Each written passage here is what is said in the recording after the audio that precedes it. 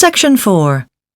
You will hear part of an environmental studies lecture about the possibility of using insects as a source of food.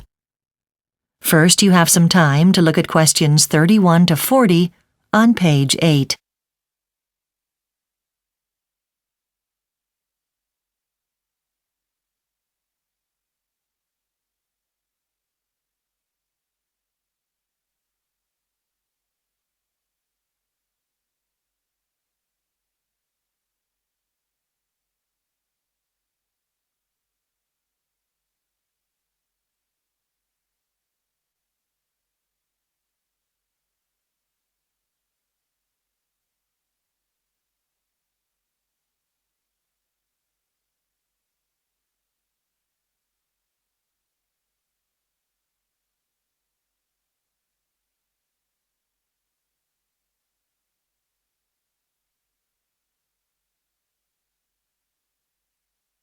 Now listen carefully and answer questions 31 to 40.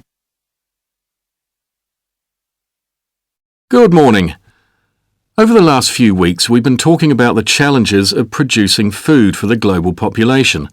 And there's been a lot of interest recently in new sources of food, and one of the most interesting is insects. Well, why should insects be considered as a food source? Well, for a start, a number of them are full of protein, and many also have certain vitamins, which may surprise you, more so than a typical farm animal, in fact. And compared to farm animals, whose waste products contain a great deal of ammonia, the waste products of insects are far less acidic and would therefore do very little damage to the soil or to any of the rivers that run through farmland. Furthermore, when it comes to the production of insects, the expense would be very low. No trees need be chopped down or forests turned to pasture, so the space that they would occupy would be radically smaller than for, say, cows or sheep. But even if some consumers decided that they'd rather not put insects in their shopping basket, we could also consider how insects might be added to animal feed, the food given to farm animals. It's already known that some insects, if they were part of the animal feed, would act as a sort of natural antibiotic within a cow or sheep's digestive system, thus removing the need for human intervention. This would be a cost-effective and environmentally friendly alternative for farmers.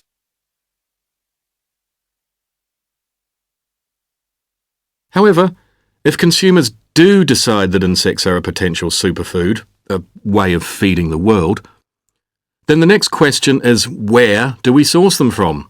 The wild, perhaps? Or should they be bred on insect farms? Well, if we take from the wild, one potential consequence of this is that too many will be taken, and in turn a species could become endangered or extinct. Then, for insects which are harvested from the wild, we have no way of knowing where they have been or what they have come in contact with, and this could have harmful consequences for human health. Imagine the scenario if food producers or retailers were supplied with insects that were carrying bacteria. This is not something we want to add to the food chain. If insects are bred on farms, the problems I've just outlined could be avoided. And in many countries, it's already the case that demand for insects is growing, really growing. And it's not in rural areas where you'd expect, but, in fact, in the cities. In Thailand, for example, where the demand has really shot up. However, people in countries where insects are traditionally what people eat, they'll tell you that when insects are intensively farmed, their taste is simply not the same.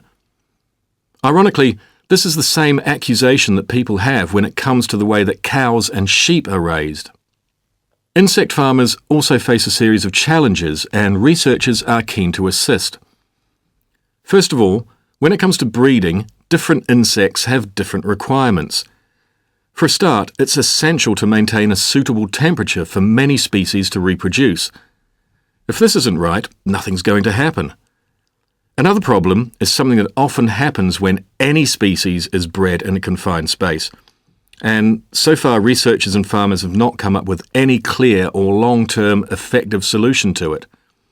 We're talking about the problem of disease.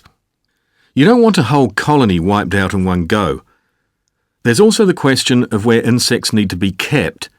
If insects are to be bred as a superfood, then the tanks used to house them have to be better designed, and this has to happen so that cleaning takes up less time. If we're talking about mass production, we don't want this to be a time-consuming activity. And finally, like I said before, insects have long been part of the diet in some countries, but not so in others. If farmers want to encourage people in, say, England or France or Germany to eat insects, then they're going to have to develop a strategy, and I'm not talking about production, but marketing. Something that'll persuade potential customers to try something different. Well, I've given you a general overview of the situation. Now let's look at some specific examples. That is the end of Section 4. You now have half a minute to check your answers.